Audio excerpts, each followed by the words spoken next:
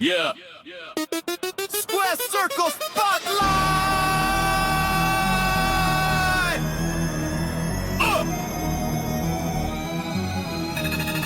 Square circle spotlight! Hot text late down, Mike! While that big stop! Stay out, system TV is like not fun, this is spotlight! Joe! We're back, and where do we even start? It was a big week in WWE, big week in AEW. We have got a lot to talk about, so let's jump into it right away. I'm going to start with what was probably my favorite segment of this week, Oba Femi and Brock Lesnar on Raw. That was something. I sent it in the text, but chef's kiss of a segment. Not just because I like both of those guys, but that was very well done. Seth was involved. There's a lot of stuff going on in there. I want to talk about that too. But let's start with Oba and Brock. They get into a confrontation. Oba comes out after Seth does his whole thing and ends up power bombing Brock Lesnar. With Power zero bombing being an effort. understatement. Like zero. Yes. I have never seen, I don't think, Brock Lesnar get power that bombed. high? No. Yeah. So let's start there. Let's go, Charlie. We haven't heard from you yet. Why don't you start us off? Home run of a segment. It definitely. I mean, first of all, Lesnar's selective about the guys he works with, right? He only picks guys that he thinks he's gonna that are main eventers or he can elevate, do something with them. And for him to sell like that, Lesnar doesn't sell like that for almost anyone. Again, remember what this man did to John Cena. Yeah. He made him look like a rag doll. They're positioning Oba Femi to be a huge star. But here's my question, right? Is he going to, and this is leading to a Mania match, right? So is he ready to beat Brock Lesnar? It's a good question. I mean, and that's going to be the metric of where do they see his star power, right? Because Lesnar's getting up there, but you know, and he's a part-timer. Randy's up there, CM Punk's up there, but they're every week. Brock's still kind of a part-timer. If this leads to Oba Femi beating Brock, I think it's a great angle. It's a great way to make Oba look like a monster. But unfortunately, I don't think it's going to go that way. I think they're going to feed him to Brock. But hell of a segment. If they listen to the crowd, I hope they give it to Oba Femi because there was some crickets when Brock Lesnar came out, but Oba Femi came out and everybody lost it. So I hope they listen to what the people are giving them, not picking person over a person just because of who they are, like they normally do. Agreed. Yeah, and I got to say, to Charlie's point, with Brock putting over Oba. So Brock, I don't care what you say, Brock is a consummate professional. He puts, but like you said, he's selective on who he puts over. But absolutely. when he puts you over, he makes you look good. That made Oba Femi, like you said, look like an absolute monster. Now, 100%. to what you said too, I can see this going one of two ways. Brock could win, or Brock could win but make Oba look really, really good. I'm struggling when we get to these picks. We got some time yet. We'll see what happens, but struggling to make that pick of who gets over in that match because that's going to be, you're either really setting somebody up for the future and kind of, you know, Brock's going to end his career, or Brock's going to win, and I think fans might go home a little mad. So yeah, they're riding the nostalgia truck, letting him win. Yeah, I mean, he brings money, right? So absolutely, he's still one of the most. He's definitely one of the top biggest draws in the industry, let alone WWE. But yeah, Oba getting that rub's cool, but let's see how it plays out. Kathy doesn't look like she likes that. I don't know. I feel like a couple years ago, I don't think he's nearly as big as he was. And not because of the lawsuit and all that crap. People already forgot about that. I think he's not as big as he was. I don't know if it's because he really doesn't show up. And when he does show up, it's for 6 minutes. And I think people are kind of over that whole thing. I don't know. Like I said, I was listening to the crowd. This is the time of year where I try, this is my strategy. I'm going to give my secret away. I try to listen to the crowd a little bit and try to pay attention because obviously WWE overplays certain sounds and they do Embellish. the Pump in the meter. noise. Yeah. But I look at the crowd and I mean, Oba Femi, everybody was out of their seat. Everybody was chanting. And Brock Lesnar, there was that like one redneck dude in the front with his like little sign. Like, Hey, listen. WWE also likes its shiny new toys. Brock Lesnar's Yeah. been over for 20 years. So if he's gonna listen, I think you're underestimating Brock Lesnar and his drawing power. And if no, he gets he is up there, but I don't think he's as untouchable as he was a couple years ago. yeah, I see that, but I think anyone working with him at WrestleMania is gonna highly benefit, Oh yeah. unless your plan is to make this guy into the next Brock Lesnar, and then you really strap the rocket ship to him and have him go over. But that's a Yeah. story for another day.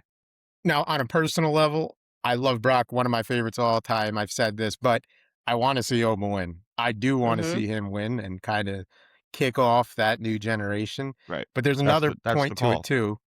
Remember, WWE is now on ESPN. ESPN had a contract with UFC in the past. Brock Lesnar was in the UFC. So that crowd knows Brock more than Oba Femi, right? So Absolutely. there is something to be said to that too, and we'll see what happens. But one other thing I want to call out is where do we think Seth goes? Because this originally looked like it was setting up Seth and Brock, but they've already announced it's going to be Oba and Brock at WrestleMania. They made the graphics and everything ready, so that's set up. I have a thought, but I want to hear what you guys think. Where do we think Seth is going for Mania? Or maybe he doesn't get a match, but let's see what you guys think. I think he's gonna go Logan Paul and Seth. I think they're gonna slot that in. So one thing I forgot to mention, it looks like if you watch Raw this week, Logan Paul and Austin Theory are going after the Usos for the tag title. So that looks like their match at Mania, potentially. But I they've thought got Logan LA Paul for sure. Knight's name in there for some reason. I don't know where he plays into whatever. He's obviously not a tag anything, so I don't know what taking him out also really how they do that. But Yeah. maybe there's that angle. We'll touch Well, they upon put this emphasis. later, but this is one thing AEW does tremendously better than WWE, and that's tag team divisions. Yeah. This shows a glaring weak spot. Just I felt the need to bring that up. They're Now, light here's my thought. on tags. Follow along with me here. Just a couple weeks ago, Paul Heyman announced it was going to be an open challenge for Brock, and whoever wants to respond can respond, and they'll get that match, right? Now we're only 2 weeks after that, and Oba Femi is already accepted that. I thought that would play out longer, but guess not. My thought is they were waiting to see, will Braun Breaker be ready for WrestleMania? So if Braun wasn't ready, it would have been Seth and Brock. But since Braun is ready, now they went back. They think Braun will be ready. They go back to their original plan, which was Brock and Oba, and we get Seth and Braun at Mania. Paul Heyman's going to pull a fast one. Braun's going to come back, and it's going to be Braun and Seth. That's my guess right now. That could change. I mean, he's got those freak Steiner genetics, so if he could heal fast enough and get back, maybe. But decades of steroids in that family bloodline, so he heals quickly. Yeah. Wolverine level. Very much. We'll talk more about More like steroids later. Yeah, steroids is a whole nother conversation for later. Well, we will talk about that because we are also, as a fan request, we're going to cover the Royal Rumble 1990 at the end of the show, and steroids are a big point of what I want to talk about there. Everyone's juiced to the gills. Let's keep it moving to the next topic from Raw. We had Roman and Punk have another promo, closes out the show of Raw. I don't think this one was as good as the first, but still had an impact. Let's start there. Kathy, why don't you start us off? I really liked it. I know everybody, like we've even talked about Punk's arrogance and because that's probably who he is as a person in real life, but it really worked more so, I feel like, in this talk than it did. Like, so, what's his name? Roman Reigns always gets his digs. Like he got his AJ Lee dig. From now on, I'm gonna call it like CM Punk, and there's Samoans, not Samoans. and this whole like first name thing is kind of cool. But I think Punk was on it this time. He was very witty, he was very sarcastic, and it worked. It wasn't arrogant, it helped the conversation flow, because Roman Reigns is very like, you get one word at a time, it's very slow, it's very like to himself. But I was a big fan of this one. Jeremy, any thoughts on this? I mean, like Kathy was saying, like with Roman, you definitely get like that domineering type of personality where he is a man of few words, more or less, which benefited him in the long run, because I hated listening to him and talk when he was starting out after the Shield and all that. I was never a huge Roman Reigns fan, but I am agreeing, though, that the CM Punk build-up for this and how they're handling it is actually making it more attractive in the long run for WrestleMania leading up. And he's pulling the crowd back in. Like, Yeah. he's getting more cheers than Roman Reigns is. In the first time in a long time, he's getting a real big push, not just because of who he is, but what he's saying. Yeah. So I think that's going to He's work making really well for sense. him. Charlie? Yeah, I mean, it's continues to be an extremely personal feud. I mean, Roman, like as some legends pointed out, you don't point out that the guy's age, because if he goes on and beats you, you look like a fool. But you know, I'm surprised they haven't brought up the death of Larry the dog. But you know, because where else are we Yeah, if gonna you want to go? go for the knees, that's it. Yeah, That's the like where comment. else are we gonna go here? These guys have attacked each other. It feels personal. It feels like, and I think Joe probably coined it, and then we've been saying it for the past 2 months now, or ever since we knew this. But this just has a main event feel. This has a big fight feel to it, and the personal promos are. It feels like almost like a shoot. Of course, you know we know it's not, but I like what they're doing. It's just how much more can we go personal until it becomes a little bit, you know, over the top? I have a couple thoughts on this promo. So, you know, in the first promo, the big kind of line there was about Roman's dead father, right? That's a big line to cross. Here's the thing with the dog thing, though. Like, all right, I love my dog, but like, if you're gonna one up somebody's dead father, you're not gonna call out their dog. So, but I Yo, but also he was like think, in love with his dog. His dog had like a following. Kathy probably knows the Literally dog's had name. a bigger following than he did for a while. but yeah, I mean, I don't know. And plus, I think maybe Punk's not comfortable with that coming up if he loved the dog that much. Oh no, it Um, hurt his little bitty feelings. Yeah. It's a little too soon. Too soon. And my other thought is kind of the opposite direction of what Kathy said, because you said the crowd was cheering for him. And I do agree with that. But how is Punk not the heel? Okay, let's go back. Calls out, says about Roman's dead father. This week, sucker punches Roman Reigns. Yeah. Isn't that kind of heel activity? But I he mean, called him old. Like, there was a reason he sucker punched him. yeah. I mean, I think but they're Roman both hasn't. heels. I think they're both in this battle Listen, for who's badder. And I it's fell under the eventually going to come spell to a of head. CM Punk, Kathy. I did. You know, but I think he's a genuine asshole. Yeah, 100%. I think he is the heel, even in real life. And Joe's right. He should be booed. He's booked like a heel. He's doing Exactly. undermined things. Yeah, he's calling out the dead dad. You know, it's like he is. He's acting like a heel. He's baby faces don't sucker punch. That's Exactly. 101. Come on. But I think we're in a different time, and I'll talk about this later too. Like, heels per se sometimes get a bigger rise out of people nowadays. Like, they're getting the opposite response. It's very I feel like it's very hard nowadays to get booed off a stage and be the bad guy. Like, Randy Orton beat the shit out of him, and they were like, yeah, this is awesome. Like, yeah, he's the heel, he's the bad guy in the story, but you're not getting that visceral reaction like when not CM Punk, John Cena went heel and everybody's literally crying. Like, that's probably the best heel turn I've seen reaction-wise in a long time from them. I think I know exactly where you're going with talking about it later. We're going to get to that in a minute. Yeah. So let's hop shows now. Let's go to SmackDown. Let's start with Drew McIntyre and the Jacob Fatu saga continues. So it starts off the show with Drew trying to kill Jacob in a car accident and cool. ripping the windshield out and dragging him out of the car. I thought it was a cool segment. I like that. AEW did something similar we'll talk about that I also liked. But it kind of went through the whole show, and this kind of takes me back to like Attitude Era a little bit of when Yes. you start a show with something like that, and then just that's the story you build the whole show, and they did a pretty good job of it. It ended with Drew and Jacob on, I don't even know what that was, some type of tower they fell off of. Both of them supposedly getting hurt. My question is, who has ever been in a fight, climbed upstairs, fought, went over the railing, and fell off the side? Charlie, maybe, but not I. So let's talk about Drew and Jacob, that segment. Let's go, Charlie, start us off. Listen, I owe you an apology because originally I shit on SmackDown, but then instead of watching just matches, I went back and I watched the whole entire the whole show, right, as it should be watched. And you're right. When you watch it in its entirety and you see this crazy Drew, um, at first to me it felt like, oh, here we go again with the Drew and Jacob.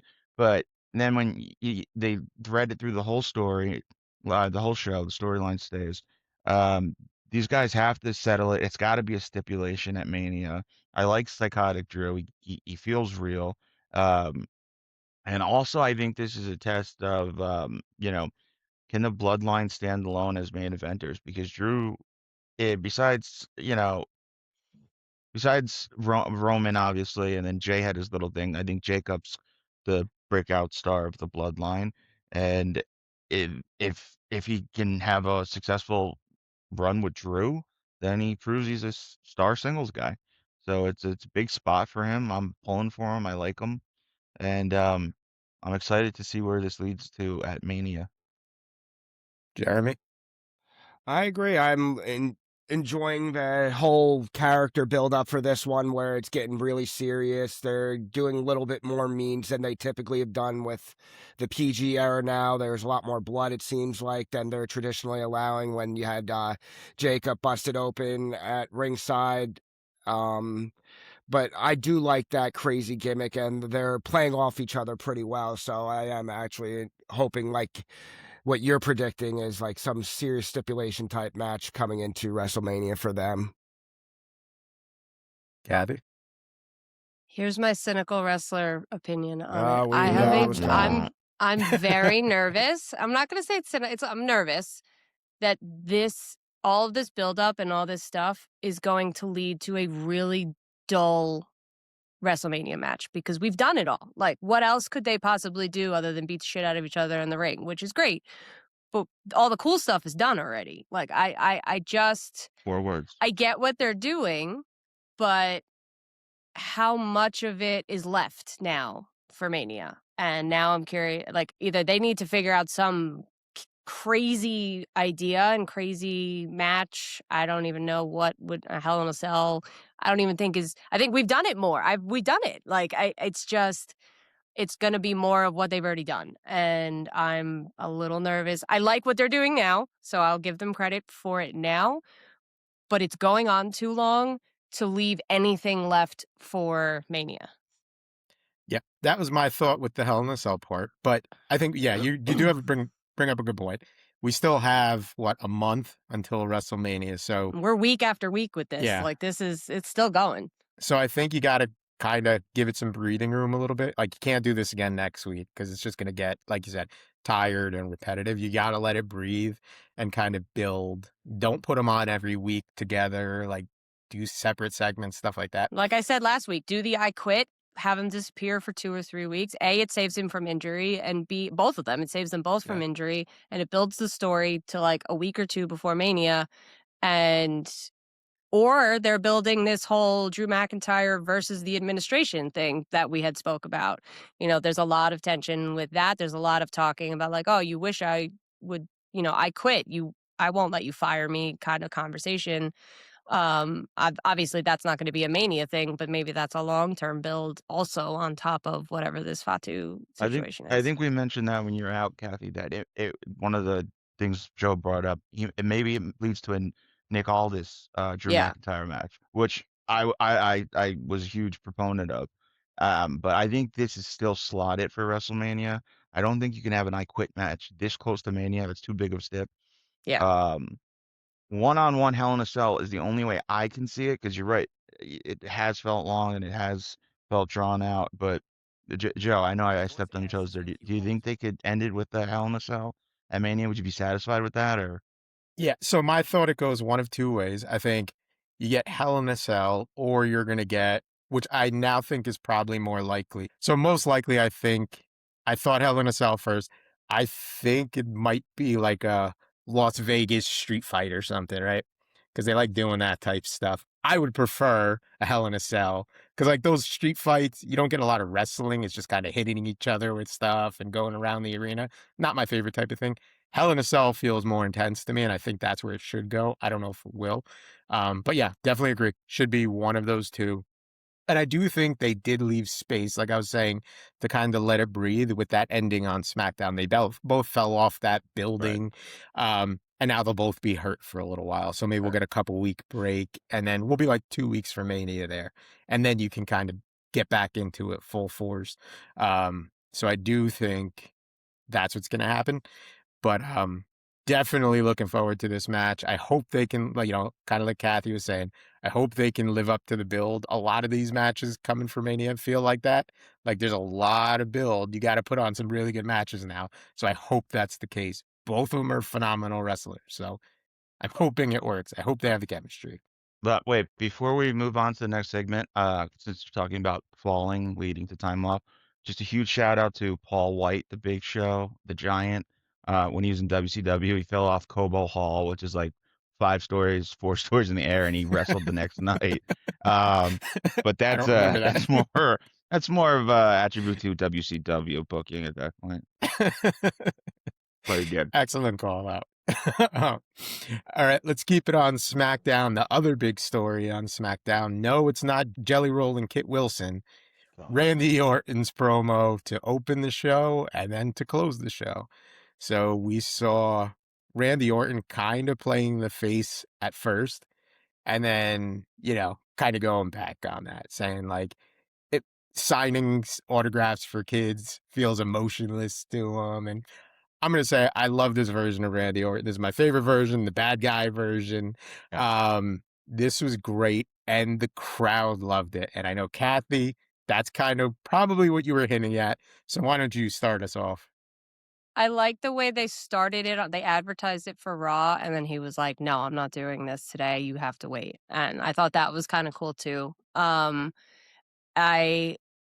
Like I said, because it's what this is. You're a perfect example. You just said it. That is the Randy you want. As much as it's the bad guy and the booing is expected, and that's the achievement as a heel. It is still what the people want, and you're never gonna get a boo from him unless he goes after a little kid or something ridiculous like that. And like you said, I like it, and it does kind of suck because it does start to sound like the beginning of the end. We've been talking about this, that Randy's probably one of the next ones to start making his exit. It could be this big WrestleMania moment for him, and it's against a friend. Again, we're in the same conversation. It's against a close friend and a long-term confidant, and all these things. And he touched on it's the voices. He literally was just quoting his song throughout his entire speech. So, and the chair thing was cool, where they brought the chair that he beat everybody up with and had the dents in it, and nobody was ringside because nobody wants to get involved. Like, they built up a very good heel. It got a Don't great let your reaction. cynicism ruin it for you. It was I a great I segment. enjoyed it. You don't have to think about his retirement. I'm always, this is me. Just wait till you hear what I have to say about later. It's going to put everybody in a bad mood. Oh boy. Oh boy. Charlie, I have a question for you. Yes, sir. Your boy Matt Cardona got Thank you. inserted here. What are your thoughts? Okay, let me say this. All right. Randy Orton, at 46 years old, proved he still can be the cold-hearted Viper, ass-kicking badass that we love. That's Randy Orton. Even though now I think he's a real-life good guy, we want our heel Randy Orton. That's what we love. The only thing I didn't love about this is why did you bring Matt Cardona back to job him out again? Because he got the Yeah. ultimate shit beat out of him. For no reason. For no There's no reason. story. There's And, nothing attached like, to this it. guy gets Wrong over place, on his wrong own time. every time, and then they feel the need to bring him back just to curb him and say no. And Jeremy, you know who he's engaged or married to? Oh, Someone else that they feel the same way about. Chelsea Maxine- Green. Yeah, oh. Chelsea Green. They just, for some Damn. reason, they don't want to let Dude, these you guys send us get the over. clips all the time of Chelsea Green talking about him. What do you mean you didn't know that? He's sick. We'll cut him some slack. We'll cut him some slack. All right, we'll get, But anyway, besides Cardona looking like a complete jabron, I loved it. Randy Orton proves he's still at the top of his game. I love seeing the old Legend Killer Viper back.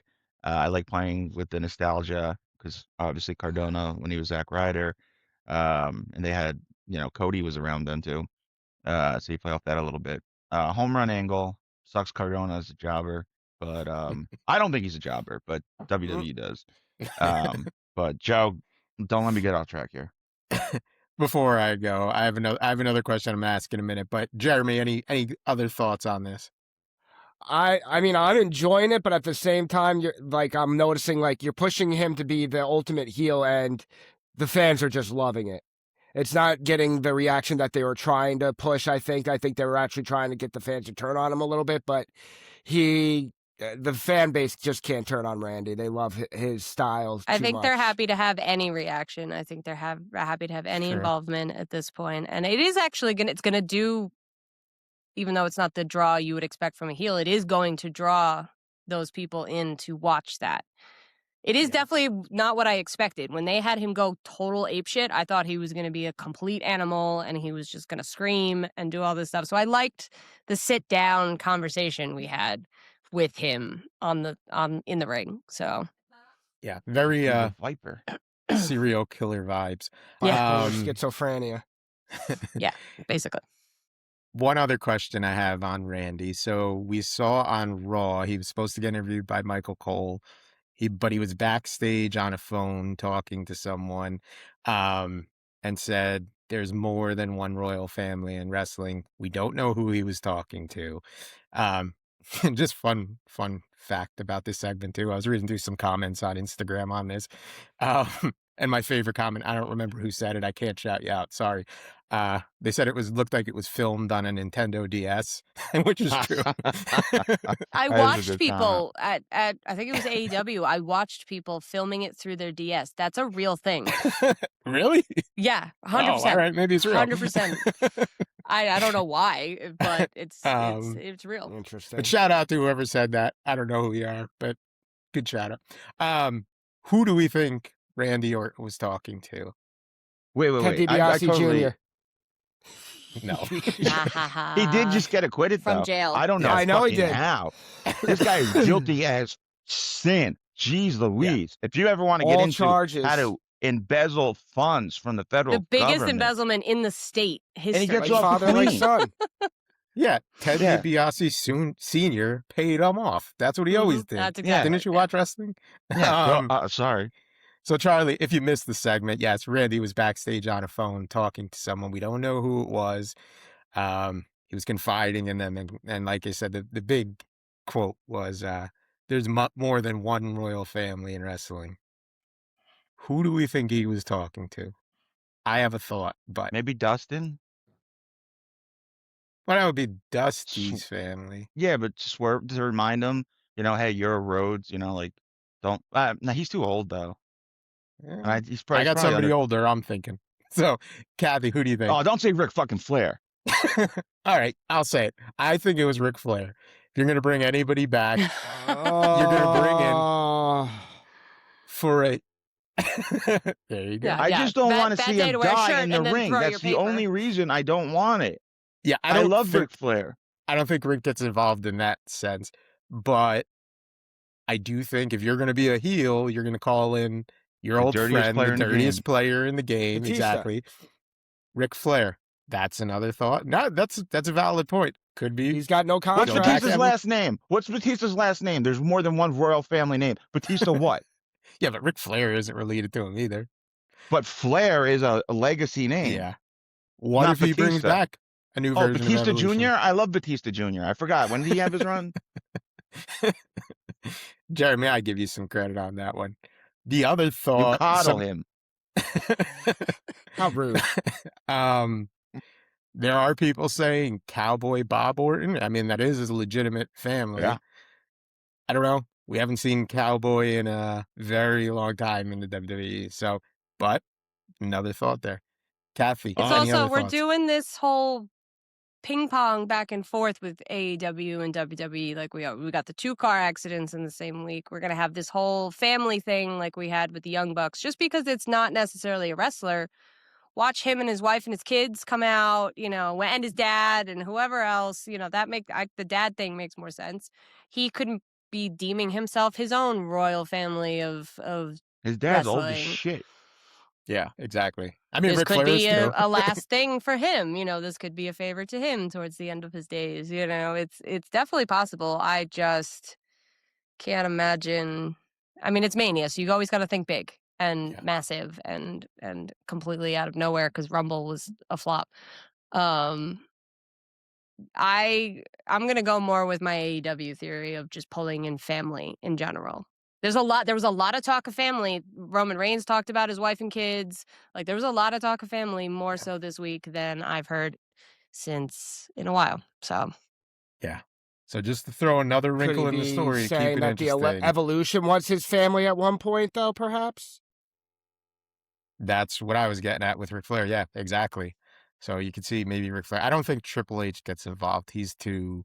Yeah. No, Paul. I don't think you want to introduce want to like blend that that Mr. anymore. McMahon character again with Triple H. So I would say Rick. That's my guess now. We'll see if that happens or not. But stay tuned. I'm sure we'll Gotta find have out. a payoff. Yeah. Oh, yeah.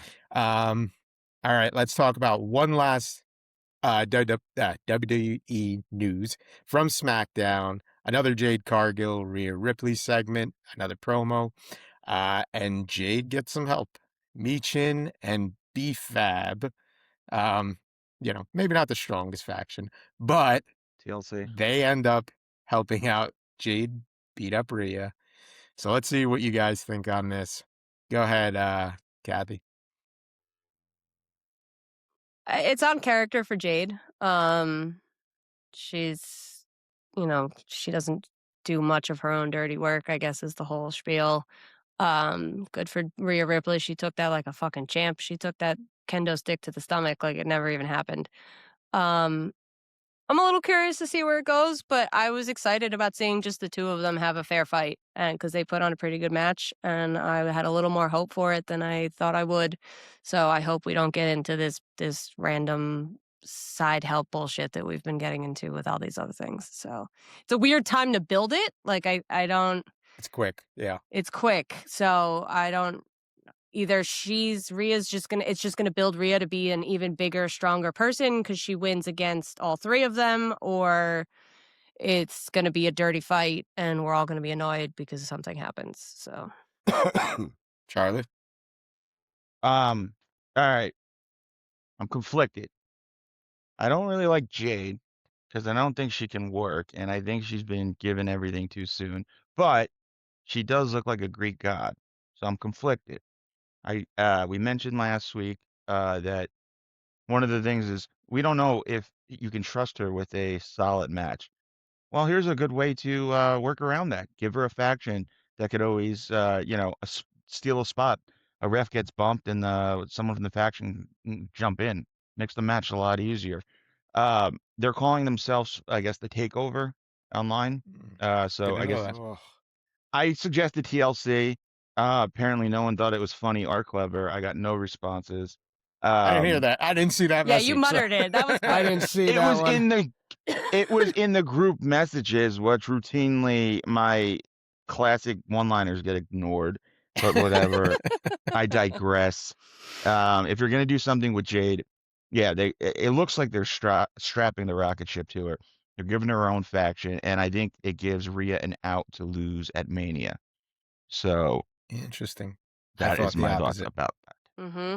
I feel like giving her a faction now has Rhea overcoming the odds.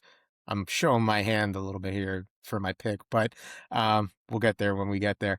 I will say I do think Jade has come a long way since she's come up or come to WWE. You know, she wasn't really cutting promos in the beginning. She was kind of riding Bianca Belair's coattails. So I think she's coming to her own a bit. She still has some work to do. I think she can put on a decent match. I think the promos still need a little work, but I definitely like Jade as a heel much, much better than as a face. I think it works well. I think she'll get, especially against Rhea, she will get that genuine heel hate.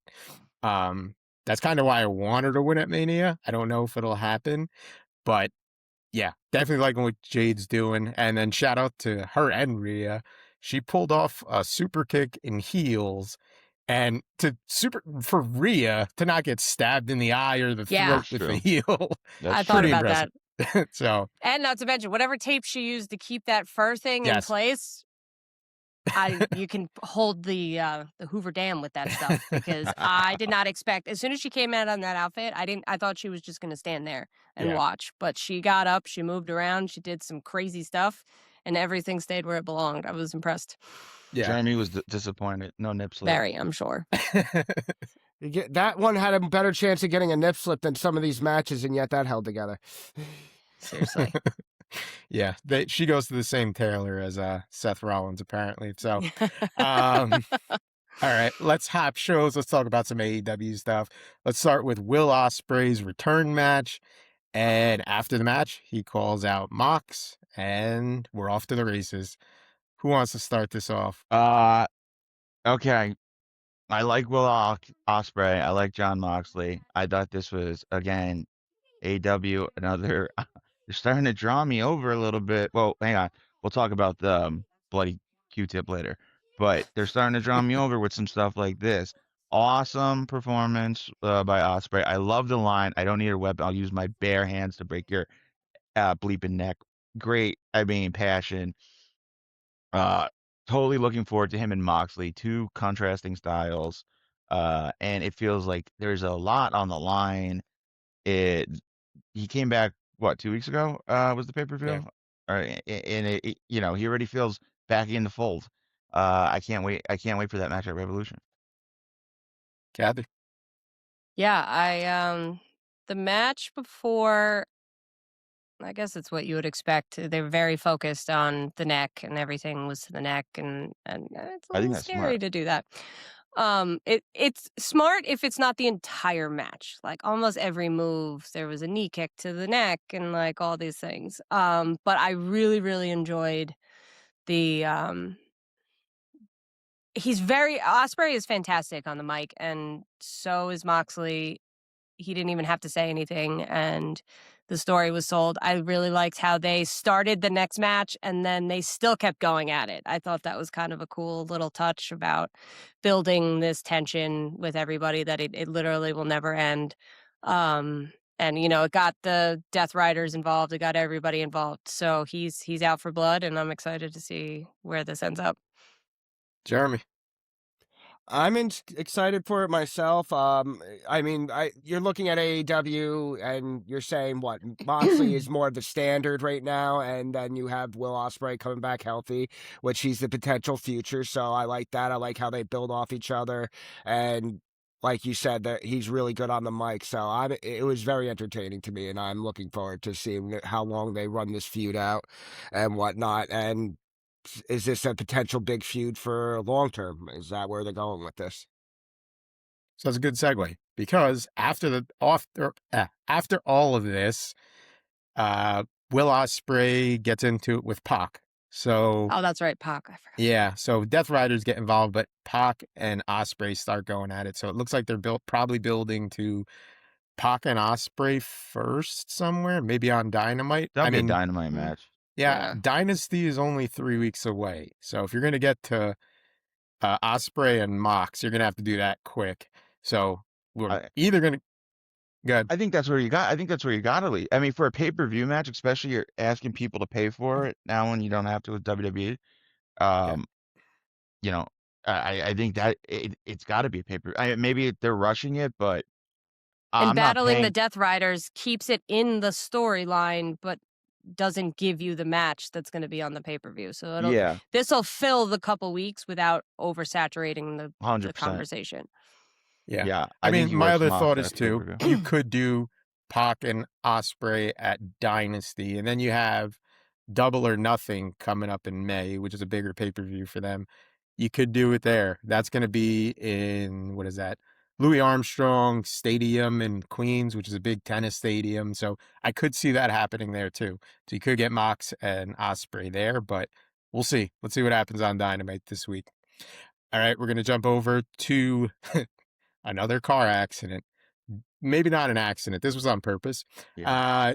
Darby Allin attempting to kill Gabe Kidd. I loved it. I love this segment before the match. This takes me back again to Attitude Era type stuff.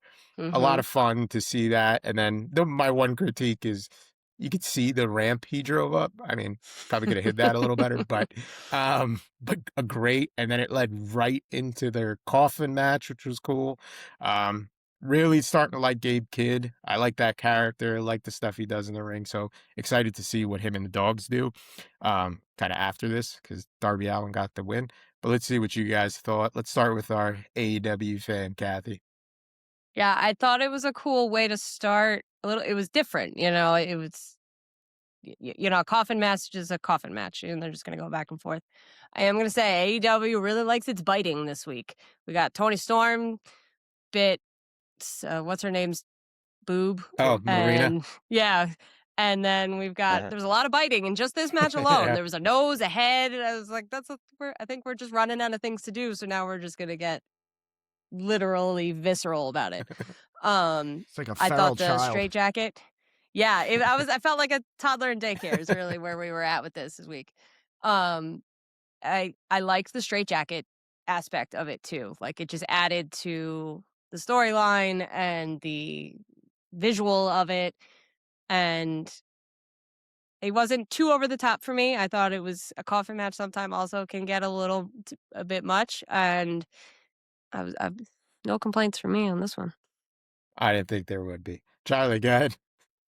All right. Yeah. I mean, you kind of took what I was going to say with the straight from the 1998 Attitude Era feel. I mean, swear with a guy with a car inside, pure chaos.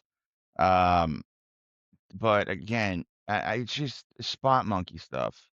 I'm sorry. I see a kid that's gonna be crippled, and the straitjacket stuff. I every time I see that because you can't properly prepare yourself to bump that way. I mean, you hear, and I'm not talking about it first issue, but you hear wrestlers talk about it. This kid's gonna get killed one day. I mean, I'm not a fan of it. I'm not a fan of his style. I don't like Gabe Kidd either.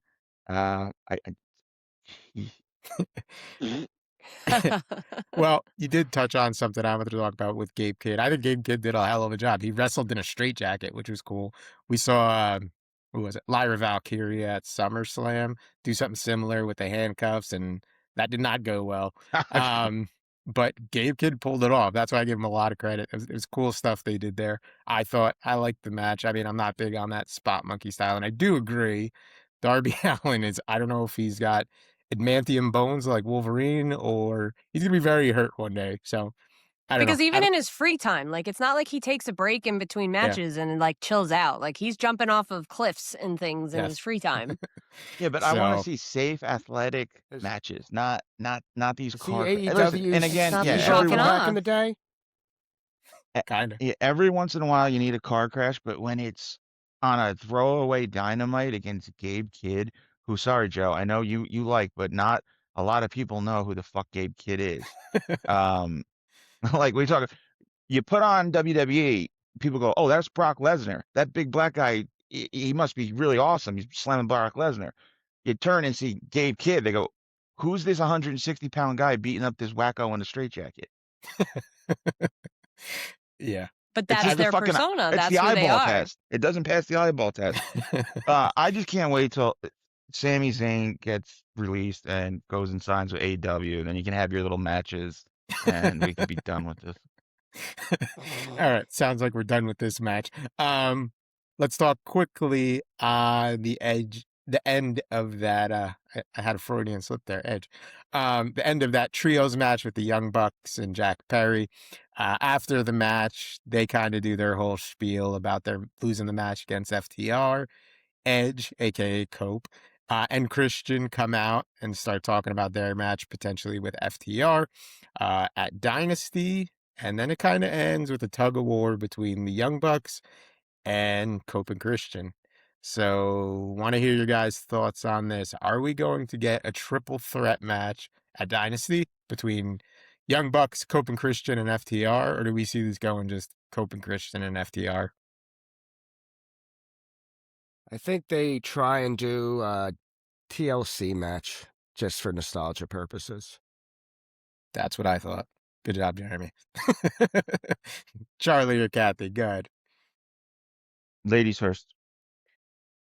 I can't imagine they would build the Young Bucks into this if they didn't have anything to do with it. I think it's, even though the Young Bucks and FTR thing is, we've done it for a while now. We've got a whole nother, it's a different storyline now, but I can't imagine either. If it does end up 1 versus 1, it will be with interference of the other. There's no way we're not going to see the 3 of them at some point. So I think we're going to end up with all 3 of them. Charlie. Oh yeah, absolutely. I think it's gonna end in a 3-way, and whoever win. Okay, AW, I just shit on you. Now I'm gonna give you some love. You do tags well. You do tags real well. And Edge and Christian, I'm not calling you Cope. Fuck off. Yeah. They came back. They inserted themselves as top guys, and you believe it because they are top guys. And it sets up 3 great tag teams: legends, high flyers. I don't call them flippy floppies because they could do some other shit too, and real technical wrestlers like FTR. It sets up a dream triple threat match. I don't think you can leave a team, if say FTR, you leave the Bucks out, a team risks getting lost in the shuffle. I think you want to kind of keep all of them together right now and see where, because you could play these angles out. You can stretch them out for a year. Yeah. But I think Yeah. it's going to be all 3. Yeah. So Jeremy took my shine there. Yeah. I think it's going at least the ladder match. I think you have to, right? With Cope Yeah. and Christian and the Young Bucks. That's my thought. Maybe not, but I think it should go there. If it doesn't, that'd be an awesome match. Agreed. Let's jump Wait. into our last piece. Yep. Quick thing here. I will say this is a shot to WWE because I was looking up, for some reason, I want to see where Demolition was ranked as the greatest tag team. I found a WWE article from 2014, I think was the earliest I could find, but it declared the #1 tag team of all time to be Edge and Christian. So, yeah, I'll send you the link, bud. we did a bracket on this. Remember? I was going to say. We had the Hardy this Boys is from winning it. WWE.com, so they're telling you, hey, these guys are legends. They are the best tag team to ever do it, and now they're in AEW. They'll tell you whatever you want to hear, though. So whatever they want to push, they're going to tell you. So that doesn't necessarily mean anything, sir. Very true. Oh, yes, it does. Yeah, we had the Hardy Boys winning that in the finals against none other than the Young Bucks. So nice voted by the full circle general moment. public, not by the CEO of WWE. WWE. I'll trust the CEO of WWE. I wouldn't do that. Yeah, not that one. Let's go into our last piece of AEW news. Tony Storm, it's been announced, is out for the remainder of 2026. They wrote her off on TV in a pretty graphic scene there with blood coming from her head and ears backstage. We don't know who attacked her. So that match that they were originally supposed to have with Tony and Marina Shafir again got changed to Mina. So we saw Ronda come back. We thought this was going to lead to Ronda and Tony Storm. So it looks like that's not happening, at least now. Want to get your guys' thoughts, though. Charlie, go ahead. I don't have much to say about it because I'm not a huge fan of AEW's women wrestling or women's wrestling at all. So there's some good. There's some good women's wrestlers, Miss Elizabeth, Cherry Martell, Sapphire. Yeah, sensational. Sapphire, China, Lita, Trish. That's where I draw the line. But anyway, it sucks because Tony Storm did stand out to me as a star. I love the timeless Tony Storm, the whole gimmick she did. It sucks that she's hurt. Yeah, screws up whatever promotion they have with Rousey because it was definitely going to work with her. I don't know if you could translate that with Mina. You know, she's not the same star as Tony Storm is. But it sucks because she's definitely one of the bright spots in their women's division. Jeremy. Was Ronda really supposed to wrestle?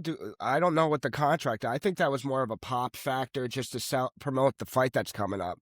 I think the Tony Storm thing is definitely a curveball that they didn't expect, but I don't think they were doing anything with Ronda going forward with this. I think they were just trying to do it to get eyes on her for her upcoming fight against Gina Carano.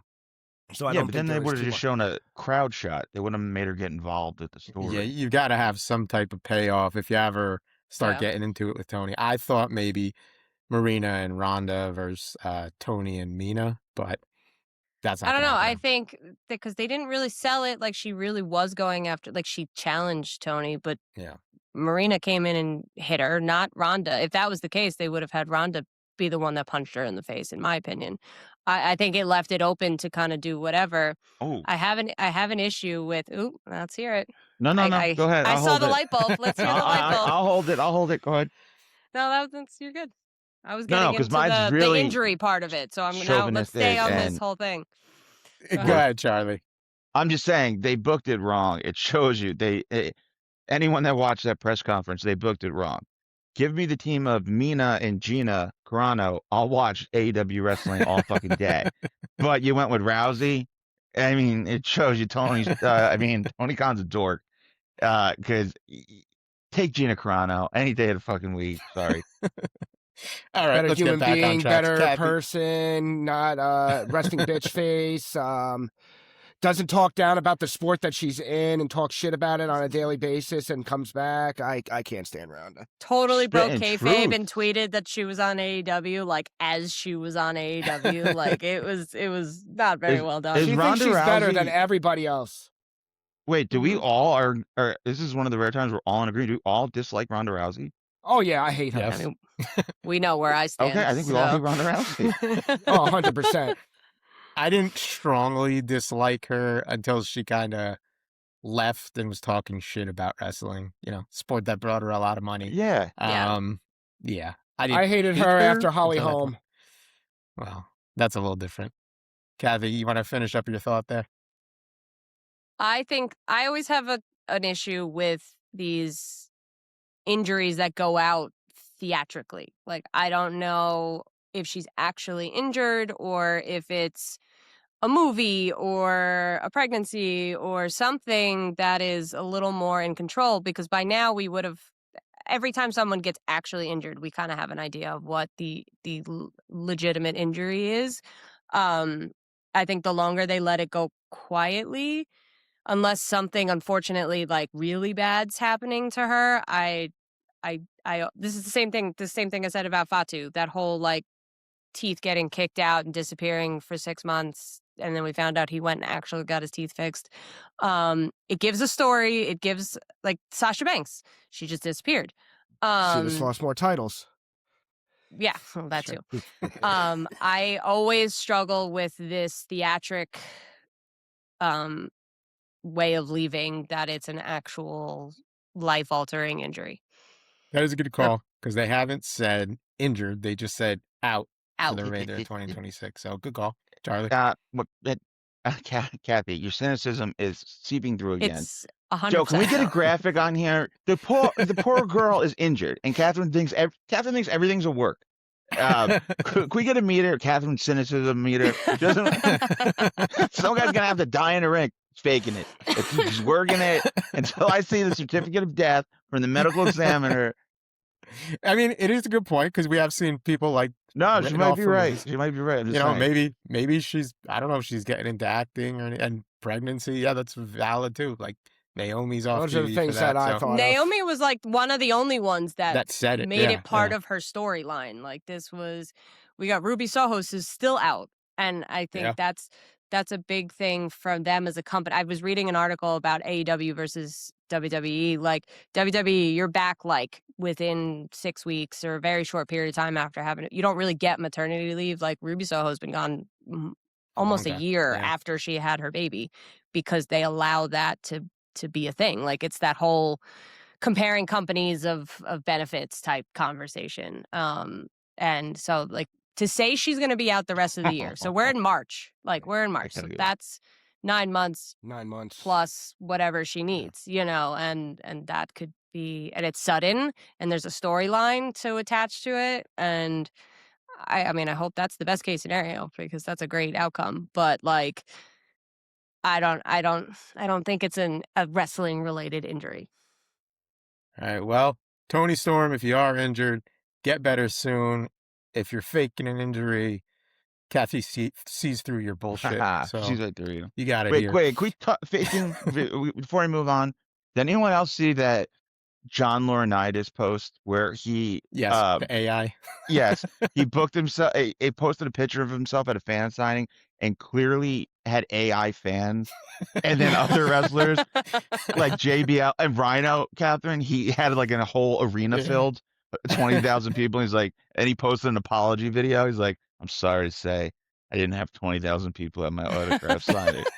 John Laurinaitis is probably one of the biggest scumbags in professional wrestling. Every shoot, no one has anything nice to say about Johnny Ace. Everyone hates him. I wish him nothing but wait, no, I can't say that. Not again. I wish you but nothing but ill will, sir.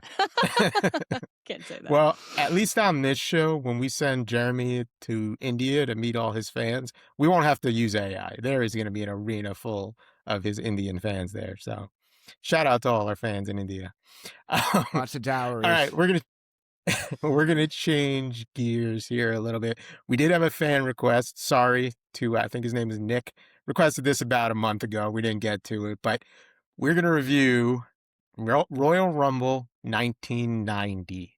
So if you like nostalgia, stay tuned. We're gonna talk about the Royal Rumble match from 1990. So set the stage here. This is peak Hogan area. And this is also, as I kind of alluded to in the beginning of the show, my big takeaway, this was peak steroid era. Yeah. They were getting steroids Juice at to the gills. wholesale. Holy shit, were these guys huge. Now, You saw every single vein that Yes. Ultimate Warrior had in his body in his promo. So who's some of the guys in the You Rumble? can do his heartbeat So, yes. just by watching his veins pulsate. Barbarian, You I'm had- guessing. You had quite an assortment. So there's a lot of legends in there. This was probably when I was first getting into wrestling, right around this age. I don't really entirely remember it, so I had to rewatch. Joe, But- name some entrants. I'll say juice or no juice. Well, this is gonna be easy. Let's go Warlord. Juice. You think? Fun fact, this is who I model what I want to look like. I want to look just like Warlord one day. Haircut, body style, everything. Oh my goodness. So He we looks like had he's gonna me. explode. We had Dino Bravo. We had Tito Santana. We had Jimmy Superfly Snuka, Juice. Ravishing Rick Rude, and the Juice. biggest star of them all, the Red Rooster. The Can Red you believe Rooster. Cog in the wall. I will say about this Rumble and the fans at this time, and this is more than just nostalgia, but that crowd is crazy into it. You do not see Crazy. fans like that anymore. Like they were into it. Everybody that came out got a Everybody. pop. And this is including the Red Rooster. So this match obviously was the earlier days. Like I said, this was the Hogan era. So you want to take a guess who won? Hogan. Of course. Hogan. So your final four in this match were Hogan, Dino Bravo, Mr. Perfect, and Rick Rude. I think it was a little on the nose who was gonna win. Yeah, as soon as Warrior, they had a cool moment with Warrior and Hogan. They were the only two in the ring, which should have been probably how it ended, but I kind of liked that it didn't because it was a little different. But you did know, obviously, at that point, Mr. Perfect was not going to win over Hulk Hogan, but it was definitely It was different. It was a Yeah. nice gauge to see just how popular Warrior was because, I mean, he stood there with Hogan, one of arguably, if not the biggest star ever, right? And the crowd was kind of split 50-50. So Yeah. testament to Ultimate Warrior. Yeah. I remember that. I remember them interacting. They got a Saturday night's main event match out of it.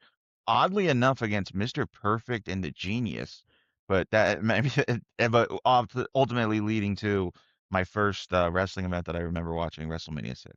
But go back, jump back to you, Joe. Yeah. So there was some, like I said, there were a ton of legends in here. You had Bret Hart, Jake the Snake. We didn't even name everybody, but everybody was in this match. Like if you're a nostalgic wrestling fan, this is a good one to watch because you had all those guys in there. But there were some shady happenings in this match too. I'm going to call out two things. So Roddy Piper eliminates Bad News Brown at one point. Bad News One of Brown the is only people that legitimately got booed. Like he was that's him true. and like Yeah. one or two other people that Who, had like Bad the News entire Brown? Bad News Yes. Brown, and I It's couldn't remember who the other they're one was. racist. Well, my point I was getting to is this is exactly why he's got booed. He got eliminated, and then he pulled Roddy Piper over the top rope from outside. I don't know. We got to look up the rules, maybe give Jack Tunney a call. But he should have been in that match still. A guy that I was wasn't gonna in the say, match if this pulled him was out. 2026, he would have been the winner just by default, and we would have had to Yeah. redo Okay, it, and he would have shown up. Fast forward 4 months later, Piper wrestles him half black. I think he got his payback. Yes. That's true. He did do the half blackface. So he eliminates him. That leads to a brawl between the two of them on their way out. But then there was another moment, which is strange, and it's a guy you named, Charlie, Ultimate Warrior. Ultimate Warrior gets eliminated, and he runs back in the ring, eliminates a couple more people, and then leaves. So I don't know who was making the rules back then, Fuck's but making up rules. Warrior, that may not have been scripted. Like, he may have just been that coked up and went in the ring Yeah. and pissed Yeah, off. just jumped out, and that was it. But yeah. And speaking on refereeing, there was a little Easter egg. Does anybody know? Now, I know some of you guys may not have gotten to watch it again, but there was a referee at ringside, a very young man and a very famous name in wrestling. Anybody take a guess at who it was? I spotted him. Shane McMahon. There you go. Wow, very good. Yes. I didn't even watch the match. Yes, a 20-year-old Shane McMahon was a referee at ringside. Awesome job. Thank you. Yeah. So go back, kids, and watch that one because you'll see him standing there. He gets a few little moments, which was cool. But yeah, Hogan ends up winning the match, and in typical Hogan fashion, we get, as Bruce Pritchard said, Hogan must pose. And we got about 10 minutes All of them. of Hulk Hogan posing in the ring after the match, which was kind of typical at the time, but I thought that was funny because you don't see that anymore. But yeah, Royal Rumble 1990 also had some other matches. Brutus the Barber Beefcake took on the Genius, another guy Charlie mentioned. Oh, that's a sleeper of a fucking match right there. The Booty Man versus a guy that could suck his own wank. I don't. No, I'll pass. Oh, wait, I gotta pause you there. What is that story? Because I do not know that. Oh, you don't know that Lenny Poffo can suck his own wiener? It's common wrestling knowledge. It's wrestling. Why Google would it. you ever want to know that? I didn't want to know that. I was watching a shoot interview, and I think Hannibal asked him about it, and he's like, "Well," and that voice Well, they had, he's like, actually, "Well, Macho Man got most of the athletic talents, but I was, yeah, let's just say I didn't need a woman to take care of the night." Like, Oh ew, you my weirdo. goodness. ew. Yeah, Lenny Poffo's a certified pervert. Oh my God. He didn't have to remove any ribs, like I Marilyn. was just gonna say that. No Marilyn Manson. Wow. He's now This is why I Germany's like- favorite wrestler. So I'm glad we have you on the show, Charlie, Yep. because that story would not have made air because I didn't know that. Nope. Everyone Google it. I was going to go into the other barn burner of a match. Hacksaw Jim Duggan versus Big Boss Man, but I think we end it there. That's a great way to end the show. So Yep. Hang on, let me just check off my bingo cards. We mentioned Hacksaw Jim Duggan in 2 consecutive That's true. shows. Never thought that would happen. I'm going to end it on my cynical note here. Did you realize, I don't know, I couldn't help but think this, half, if not a little less than half of that match they're all dead. Yeah. All of them are They're dead. blown up. Yeah. And they actually said, I looked it up because I wanted to get the number, and they said if you watch all of the Rumbles, that is the people in that specific Rumble is the highest number of people that are no longer here, which Yeah. is not a surprise watching them all run around like crazy. Yeah. Wait. But- I I'm took sorry. it as they're Wait, tired, I don't but you mean mean to they're laugh. not. I thought you meant No. like dead, like Yes. blown up. Like they were No. dead, like out of shit. Because No, they were no, They're no. literally dead. They're they're like, you're not literally with dead. us. Like You are 14, cynical. 14 out of the 30 of them are no Holy longer with us shit. as human beings. Yeah. Which, Hogan I was the mean, last one there. Yeah. that was... Way to You know, end it on a high note, Kathy. Jeez Louise. I was gonna say... I'm talking What about did we Lanny learn? Poffo giving Steroids shorten your himself life oral expectancy. copulation, and you're talking Yeah. about people dying. Literally dying. No, as I said, I started watching people come out, and I'm like, well, that guy's dead. And that guy's dead. I'm like, wait, Yeah, hold on. wait, come And to I, think like, of it, a had lot of to the guys go- I you had named to go are to dead, Google. Joe. Yeah, That's, no, yeah. I did. There I had are to still a Google. few. You got Jake the Snake still around. You got How? How? Yeah. Well, that's the thing. When you look at the people that are still around, Ric Flair's still alive. nobody knows. Need I say more? Yeah. he was Charlie not one of Sheen's them, still so, alive. Yeah. He was I'm banging sorry. 3-gram rocks. Yeah, but I think Ric Wild. Flair is way above Charlie Sheen, honestly. Listen, Ric Flair sold his soul to a Crossroads demon in 1974. He's gonna live to be 3,000 years old, and he's gonna get drunk every day. The only person that keeps up with him is Keith Richards. That's it. It's true. Same No. diet. Yeah, seriously.